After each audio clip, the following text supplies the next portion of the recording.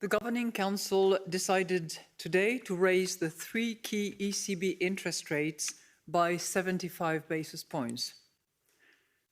With this third major policy rate increase in a row, we have made substantial progress in withdrawing monetary policy accommodation.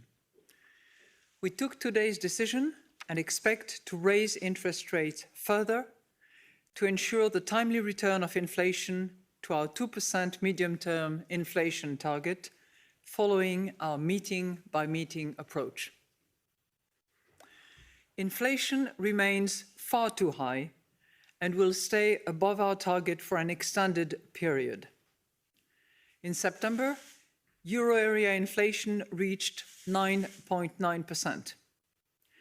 In recent months, soaring energy and food prices, supply bottlenecks, and the post-pandemic recovery in demand have led to a broadening of price pressures and an increase in inflation.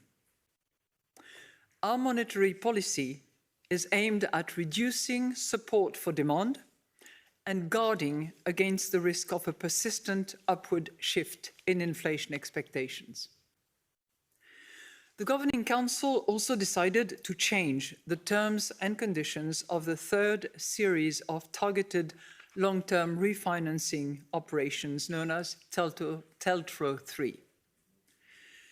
During the acute period of the pandemic, this instrument played a key role in countering downside risks to price stability. Today, in view of the unexpected and extraordinary rise in inflation, it needs to be recalibrated to ensure that it is consistent with the broader monetary policy normalization process and to reinforce the transmission of our policy rate increases to bank lending conditions. We therefore decided to adjust the interest rates applicable to TLTRO III from November 23, 2022, and to offer banks additional voluntary early repayment dates. Finally, in order to align the remuneration of minimum reserves held by credit institutions with the Eurosystem more closely with market conditions, we decided to set the remuneration of minimum reserve at the ECB deposit facility rate. The decision that we took today are set out in a press release that is available on our website. The details of the changes to the TLTRO III terms and conditions are described in a separate press release to be published at 3:45 Continental European Time.